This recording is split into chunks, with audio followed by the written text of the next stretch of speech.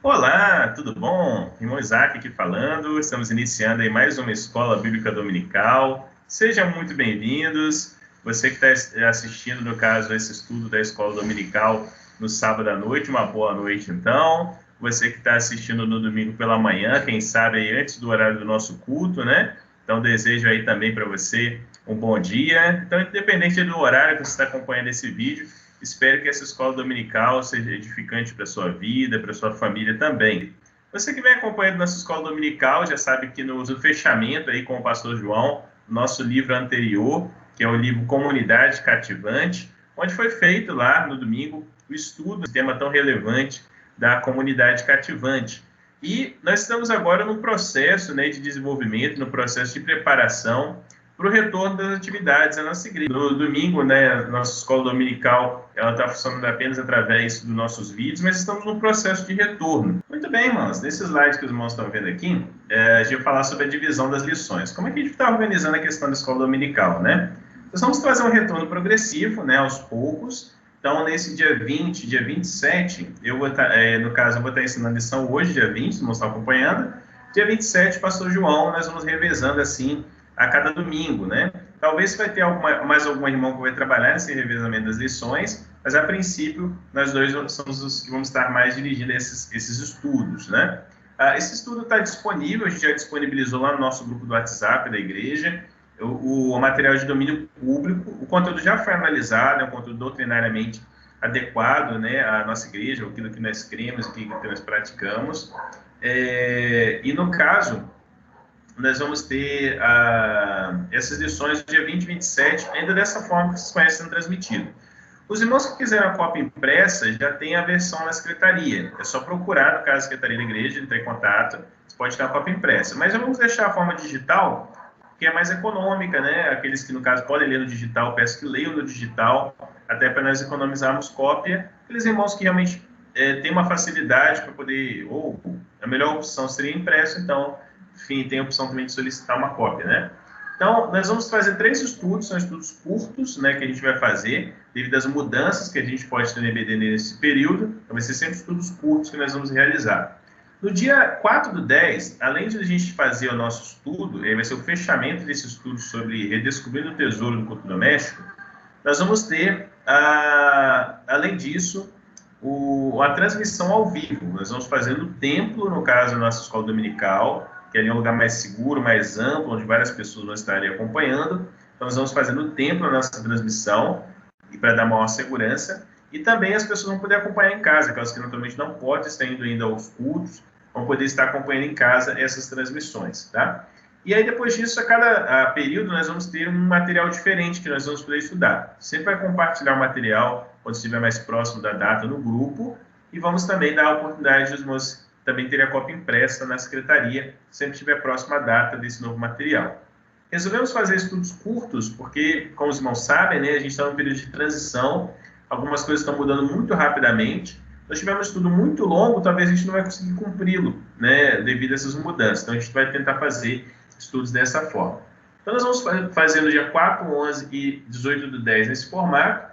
Dia 23, 24 e 25 vai ser a nossa conferência teológica. Ela não ia acontecer, mas como os temas são muito relevantes para esse momento que nós estamos vivendo, que é o tema Crescendo na Graça, para falar sobre as disciplinas espirituais, e nesse momento que muitos membros não estão podendo se reunir, é um tema essencial para a espiritualidade da igreja, pela preocupação que nós temos pela alma de cada um dos irmãos. Então, nós vamos estar tratando esse tema, vai ser uma conferência semipresencial, então alguns vão poder estar presentes, outros vão poder acompanhar as transmissões que nós vamos fazer, e tenho certeza que vai ser muito edificante para a vida de todos os irmãos. Quando estiver mais próximo, nós vamos dar mais detalhes também sobre a conferência. Aí, a partir do mês de novembro, nós vamos continuar o estudo das lições do que é fé, vai ser um novo material depois desse que nós estamos começando hoje, e depois disso nós vamos ter durante o mês de novembro e também dezembro, parte de dezembro, como posso ter alegria em minha vida, que vai ser um material de 5 lições. Depois disso, nós vamos avaliar, quando a gente estiver no final de novembro, nós vamos avaliar qual material nós vamos seguir estudando, dependendo da mudança da situação. Dependendo da mudança da situação, nós vamos voltando às classes gradativamente, nós vamos começar voltando para a classe de forma única, e depois nós vamos voltando às outras classes gradativamente, à medida que tivermos um nível de segurança adequado. Tá bom, irmãos? Então, espero que os irmãos gostem. Deus abençoe e vamos lá para o próximo slide. Desse primeiro estudo que nós vamos ter, como eu falei, vai ser um estudo curto, exatamente pensando nisso, né? Se nós fizermos um estudo muito longo, nós vamos ter o problema de, às vezes, as situações, né, que a gente tem que ser grande vitória mudarem e a gente precisa readequar todo o planejamento de novo. Então, a gente preferiu estudos curtos, objetivos, para que a gente possa conseguir fazer dentro desse período. E se houver qualquer mudança, a gente consegue adequar o calendário da igreja a essas mudanças também, tá? Então, nós vamos ter estudos sobre esse material que vocês estão vendo aí a capa, Redescobrindo o Tesouro Perdido do Culto Familiar. Nós já examinamos naturalmente o conteúdo desse material, muito bom, muito edificante. Nós vamos ter divisão em 3 lições. A primeira lição vai falar sobre uma lição do passado, páginas 3 a 7, onde vai falar de uma introdução ao assunto que está sendo proposto. A lição 2, aí com o pastor João, vai estar falando sobre 4 razões para restaurarmos o culto em família. Aí nós vamos ver aí as páginas também relacionadas.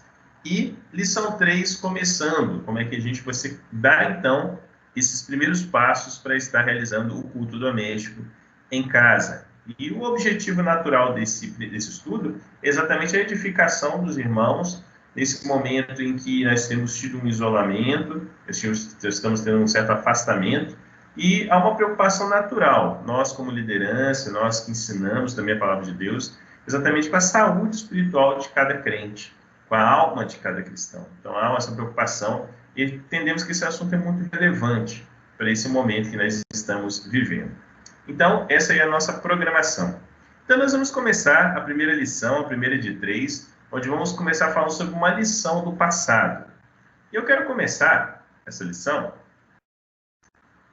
falando exatamente sobre um texto bíblico que nós vamos estar estudando. Você pode pegar a sua Bíblia aí na sua casa, né? Vou pegar minha Bíblia aqui, está pertinho aqui de mim. E vamos estar lendo, então, o texto de Isaías, capítulo 49, versículo 6. Vamos lá? Isaías, capítulo 49. Isaías 49, versículo 6. Você achou aí na sua Bíblia, na sua casa? Então, me acompanhe nessa leitura. Diz assim a palavra de Deus.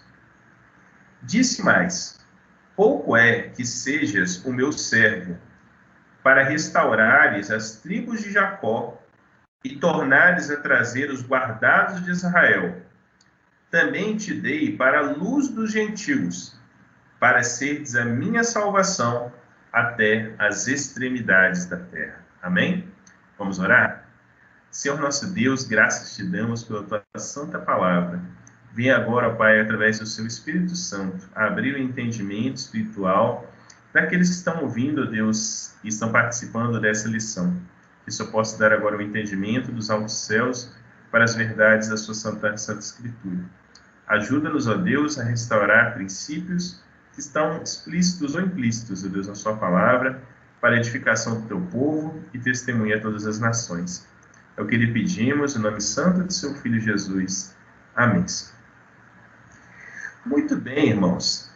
Gostaria de iniciar, então, a gente vai estar refletindo em cima desse texto que foi lido, numa introdução que, inclusive, tem nesse material. Esse material nós colocamos à disposição no grupo de WhatsApp da nossa igreja e também deixamos uma cópia na secretaria, para aqueles que querem uma cópia impressa, aí naturalmente tem que entrar em contato com a secretaria da igreja para estar solicitando. Mas vamos começar esse material, então, com uma citação que aparece logo no início desse material, que tem tudo a ver com esse texto que nós acabamos de ler. Olha essa citação do pastor Batista W. Pink, o que ele nos diz, pastor aí do século passado. Visto que o crente não pertence a si mesmo, mas foi comprado por preço, seu alvo é glorificar a Deus em todos os relacionamentos da vida. Então, a W. Pink ele traz essa primeira reflexão, de que a conversão, ou seja, o ato de Deus nos ter comprado, e fomos comprados por um alto preço, pelo sangue precioso de Cristo, como diz 1 Pedro 1,18, em diante, nós somos comprados por um preço. Então, a partir desse momento, nós não pertencemos a nós mesmos. Então, o ato da salvação, o ato da conversão, nos traz uma novidade de vida, uma nova forma de viver. Se antes a nossa preocupação era a nossa própria glória, ou seja, fazer as coisas para o nosso benefício apenas, agora nós pensamos em realizar as coisas para a glória de Deus. Mudança de atitude, uma mudança de posição a partir da conversão. E ele diz o seguinte agora: não importa a posição social que ele ocupa ou mesmo quem ele é, o crente tem de servir como uma testemunha de Cristo. Então, a W. Pink, esse pastor, ele diz o seguinte, de que não importa a nossa posição social ou a nossa personalidade. A partir do momento que passamos pela experiência da conversão, nosso alvo se torna, então, glorificar a Deus, e como ele mostra aqui, essa glorificação acontece a partir do momento que nos tornamos testemunhas de Cristo. E ele continua dizendo o seguinte: juntamente com a Igreja de Deus, o lar do crente deve ser a esfera de sua mais evidente dedicação a Deus. Ou seja, ele traz aqui esse ensino de que a partir do momento que nós passamos por essa experiência da conversão, que agora nós queremos viver uma vida para Deus, e assim edificando a vida do nosso próximo, existem dois lugares em que isso se torna muito evidente na nossa vida. O primeiro lugar é no culto público, na reunião com a igreja, e o segundo lugar é no nosso próprio lar. E ele continua dizendo o seguinte: todas as realizações no lar têm estampado o selo da divina chamada do crente, e todos os seus afazeres devem ser dispostos de tal modo que todas as pessoas vindas ao seu lar percebam que Deus está ali. Então, ele trabalha exatamente a partir da perspectiva da conversão, de que a partir da conversão nós temos uma mudança agora de atitude, não queremos viver mais uma vida egocêntrica para glorificar a nós mesmos, mas uma vida cristocêntrica para glorificar a Deus. Essa glorificação nos faz ser testemunhas de Cristo, ou seja, dizer aos outros o que Deus fez na nossa vida. E também isso aparece de forma visível, essa dedicação, esse desejo de ser diferente, em dois lugares: no culto público e também no nosso lar, como uma instituição feita por Deus. E quando as pessoas visitam o nosso lar, eles precisam perceber exatamente que Deus está ali. E aí o autor do nosso material, você vai perceber já na primeira página 7, ele vai falar desse contraste entre passado e futuro, rejeição e relevância. Esse é um pensamento moderno, inclusive na nossa época, esse pensamento é muito forte, que fala sobre passado, rejeição, futuro, relevância. Como assim, Isaac? Quando nós falamos de algo do passado, algo que já se passou, algo que está atrás, há na tendência da mente de boa parte das pessoas aquele pensamento: passado, passou, né? É uma coisa que eu não preciso mais me preocupar, a gente não precisa mais pensar sobre isso. Agora, é as novas ideias que estão vindo pela frente, que é aquilo que é interessante a gente pensar, ou a gente focar, a gente procurar. Então, há uma tendência natural de haver uma rejeição do passado como algo antiquado, algo que realmente não faz mais diferença, e olhar para o futuro como algo que traz relevância, que é algo que está por vir, é algo realmente que vai ser importante.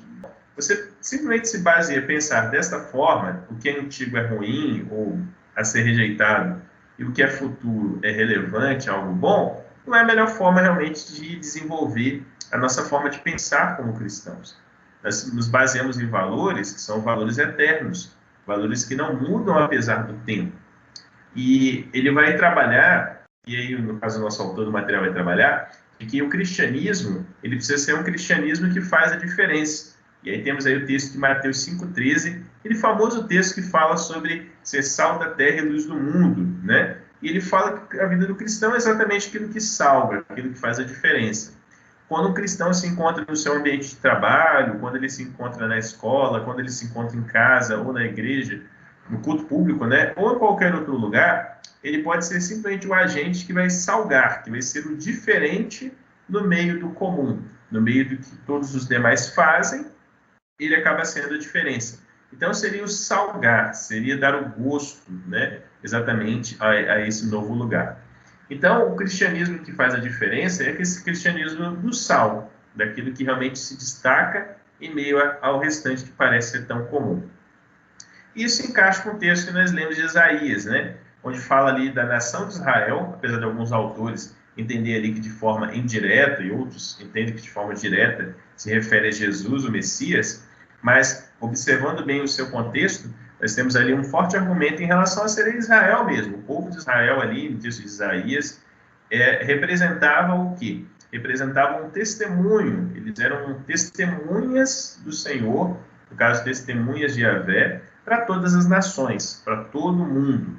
E eles seriam ali uma nação sacerdotal, seriam ali um povo que serviria de testemunha a todos os povos. Então, quando nós olhamos para nós como cristãos, como igreja hoje, nós vemos que esse aspecto continua, o aspecto testemunhal, o aspecto de que as pessoas olham para nós e percebem algo diferente em nós. E, naturalmente, nós estamos falando aqui algo relacionado à perfeição, né? Nós, naturalmente, não conseguimos alcançar a santidade completa do lado dessa vida, mas é perceptível a nossa mudança de atitude, nossa mudança na forma de pensar, nossas mudanças na forma de falar, gerando um contraste com o restante da sociedade. Então, esse testemunho é algo que realmente faz a diferença. Uma pergunta importante que o autor da lição faz é como voltar a um cristianismo vibrante, quando nós percebemos, muitas vezes, aquela ausência de realmente um testemunho que faz a diferença na sociedade por parte dos cristãos. E aí ele diz o seguinte, olhando para o início, ele cita o texto de Jeremias 6, verso 16. Você pode acompanhar aí na sua casa, na sua Bíblia. Abre rapidinho, é só passar algumas páginas. Jeremias, capítulo 6, verso 16, diz o seguinte: Assim diz o Senhor, ponde-vos nos caminhos, e vede, e perguntai pelas veredas antigas, qual é o bom caminho, e andai por ele, e achareis descanso para as vossas almas. Mas eles dizem, não andaremos. Esse texto de Jeremias fala sobre olhar para trás, perguntar nos caminhos antigos, nas veredas antigas, ou seja, como era feito no passado, para existir realmente um cristianismo vibrante. E para onde nós vamos? Nós vamos para as Escrituras, nós vamos para a Palavra de Deus. E vamos ver como é o testemunho das pessoas, como era o testemunho dessas pessoas no passado. E aí nós passamos a perceber um elemento que muitas vezes passa despercebido. Como na história, como no passado, a importância da família e do testemunho dentro da família foi um diferencial para salgar o mundo, para ser sal da terra, para ser luz do mundo, para ter um cristianismo vibrante. Como é que o foco nas famílias, ou na importância da espiritualidade nas famílias, fez a diferença no passado.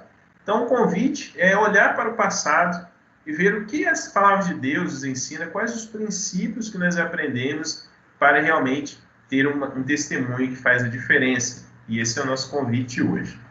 Aí nós temos uma frase de um pastor também muito conhecido do passado, Jonathan Edwards, que foi um grande teólogo, um grande estudioso também da palavra de Deus, um grande avivalista, uma pessoa que tem muitos predicados, muitas qualidades poderiam ser mencionadas.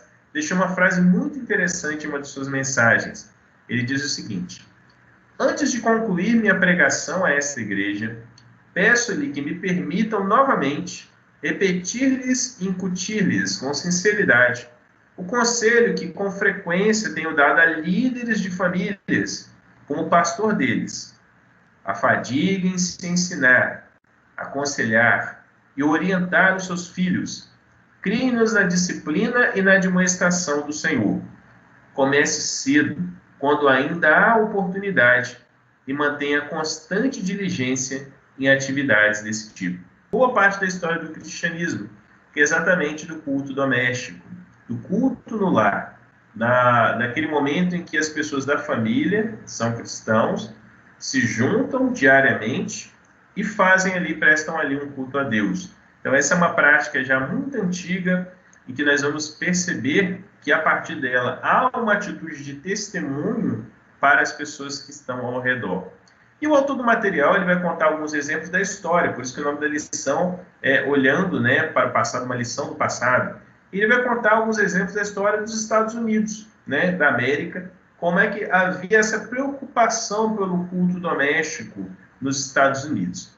E ele começa falando da história da Nova Inglaterra colonial, e eles tinham ali uma verdadeira aventura, como se fosse o surgimento de um novo Israel, que agora era um grupo muito grande de cristãos que estavam criando ali a habitação de um país, uma coisa um tanto inédita aí, comparado a outros lugares. E eles também acreditavam que essa fuga da Europa deles para os Estados Unidos é como se fosse um novo êxodo do Egito, agora chegando na Terra Prometida. Não a Terra Prometida do céu, lógico, mas uma terra em que eles iriam fazer com que prevalecesse de uma forma saudável os princípios cristãos para aquela nação. E a própria América, às vezes, também era chamada de Terra Prometida, né? Como eu tinha mencionado agora há pouco, né? A comunidade dos crentes começou gerando ali uma cidade edificada sobre um monte, como usando ali a expressão do texto bíblico, e devia ser uma luz para outras nações, assim como Israel foi, texto de Isaías 49:6 que nós lemos. Então, havia uma preocupação naqueles crentes de ser uma nação que fizesse a diferença como uma nação cristã, como uma nação evangélica. E ali a gente percebe uma história de um grande crescimento, um grande desenvolvimento desse país a partir dessa história. Porém, a gente observa isso de forma mais antiga, não somente nesse exemplo histórico, mas também de forma bem mais antiga. Ele fala que esse padrão ele pode ser visto com clareza e importância no assunto do culto familiar, a importância do testemunho. Ele diz que no Antigo Testamento, por exemplo, o pai ele era visto como líder espiritual do lar. E a gente vê vários exemplos, né? Podemos começar pelo exemplo de Jó, um exemplo bem antigo, de como é que o pai era visto ali como um líder sacerdotal. Ele fazia papéis que depois iam ser feitos pelo sacerdote, na época da lei de Moisés. Mesmo com o advento da lei, nós vemos a importância que é falado sobre os pais ensinarem os seus filhos de uma forma sistematizada. Principalmente o livro de Deuteronômio, capítulo 6, nós temos ali uma das melhores referências que explica exatamente sobre isso. E uma das ferramentas que passou a ser desenvolvida, passou a ser utilizada na história de Israel, e principalmente na história da igreja, foi exatamente o culto doméstico. O culto doméstico, ao mesmo tempo que é uma oportunidade de glorificar a Deus em família, também é um forte testemunho, primeiramente para os filhos que vão crescer vendo essa realidade do culto a Deus e da pregação do Evangelho, e também para as nações, para os vizinhos, para as pessoas próximas, percebendo que naquele lar existe algo diferente que está acontecendo. Aqui diz que ele foi ordenado pelo próprio Deus a liderar diariamente na sua família a adoração a Jeová, no caso a Deus, né, Yahvé. A prática foi vista como uma realização mais elementar na preservação do cristianismo, também na nação americana. Então, o exemplo que nós vemos no Velho Testamento, e vemos também na história dos Estados Unidos, por exemplo, né, que ficou bem marcante na história, a importância disso. Porém, 100 anos aproximadamente depois do início da colonização, começou a se ouvir, né, da parte aí dos americanos, algumas observações que foram registradas na história da questão dos cultos domésticos. Como é que algumas coisas mudaram com o passar do tempo. Um exemplo interessante que é mencionado aí é um exemplo que aconteceu em 1679. Você tem um material, pode acompanhar aí, de um sínodo que foi feito no país, onde a Corte Suprema de uma determinada cidade fez uma pergunta muito interessante. A pergunta era a seguinte: quais são os males que tem provocado o Senhor a trazer juízos sobre a Nova Inglaterra? A Nova Inglaterra, no caso, os Estados Unidos, né? Ou seja, a Suprema Corte daquela nação era um órgão, vamos dizer assim, civil, né? Do governo, civil não, do governo, fez esse questionamento a alguns líderes sobre o que poderia estar desagradando a Deus. É incrível, né? A própria autoridade chegar a fazer esse tipo de pergunta, coisa inimaginável na nossa época, né? Mas ali você vê a preocupação e o temor que havia em relação à pessoa de Deus, até para os governantes. E aqui diz o seguinte, que uma das razões que foi encontrada para essa preocupação com a espiritualidade da nação, depois de 100 anos que a colonização tinha começado, foi a seguinte: há muitas famílias que não oram a Deus constantemente, de manhã e de noite, e muitas outras que não leem as Escrituras todos os dias, a fim de que a palavra de Deus habite ricamente nelas. Há muitas casas que estão repletas de ignorância e profanidade, e que não são devidamente examinadas. Por essa causa, a ira pode vir sobre outros ao redor de tais casas, e sobre elas mesmas. Aí vai citar alguns textos bíblicos. Muitas famílias que professam o cristianismo não levam todos os seus membros a se sujeitarem à boa ordem, como deveriam.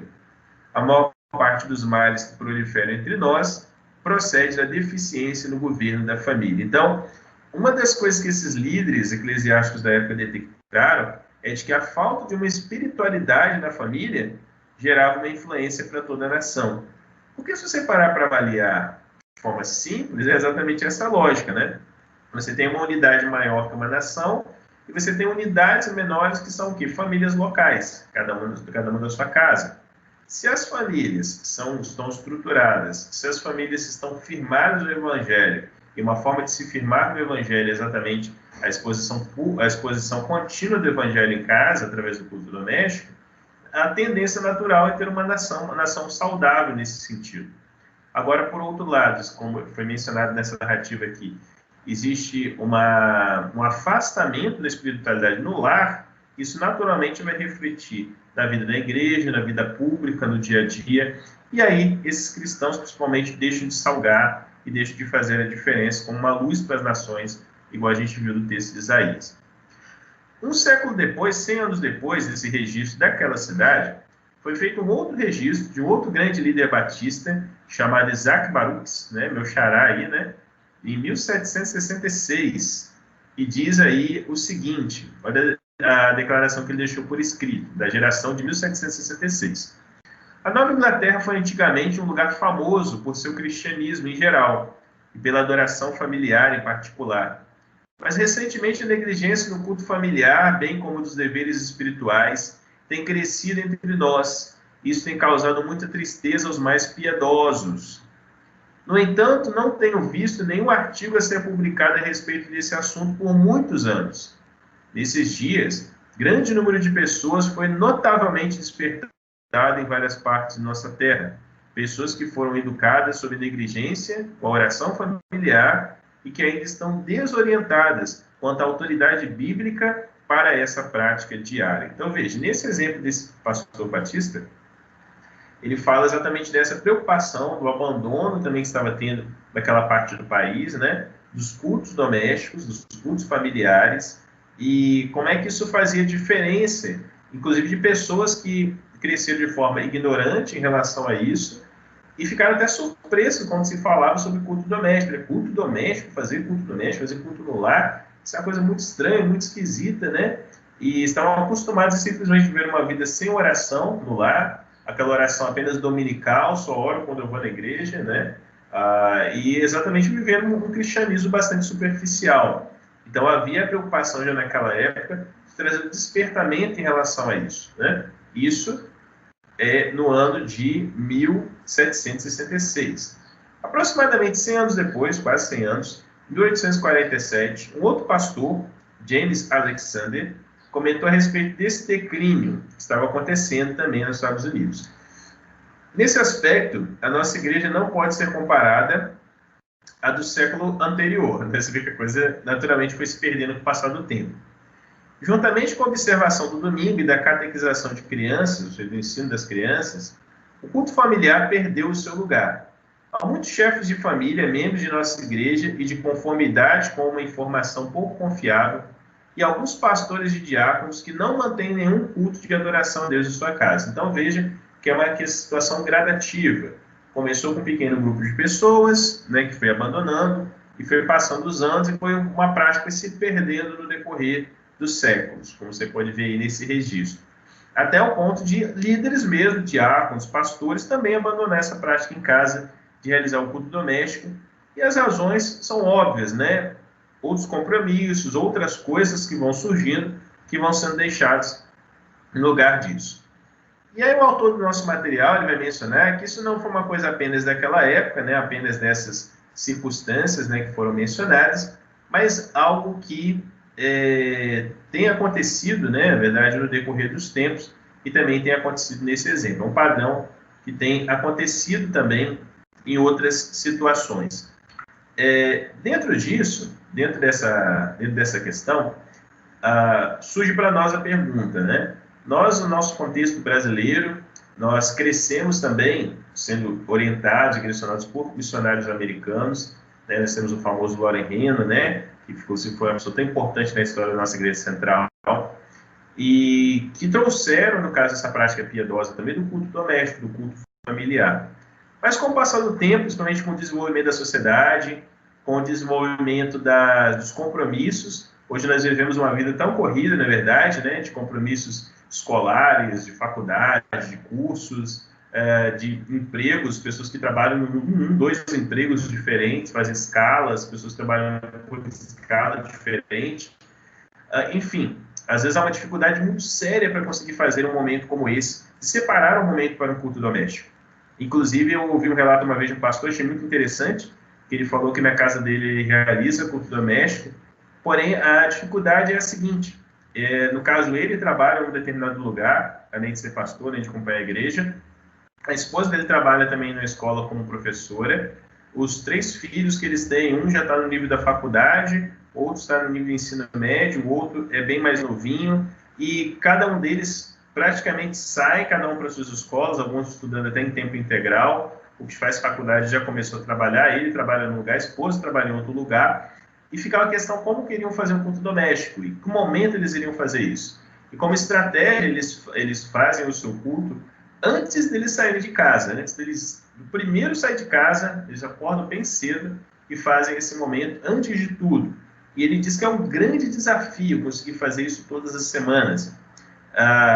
Nós vamos falar mais à frente sobre a questão do tempo do culto doméstico, mas no caso deles, usam a estratégia de ser um culto muito objetivo, mas um culto que seja substancial, que tenha substância suficiente para experimentar ali as benesses do Evangelho. Então, essa é uma coisa que a gente vai falar, vai ser pensado nas próximas lições, mas é interessante a gente parar e pensar sobre isso, né? E nós, né?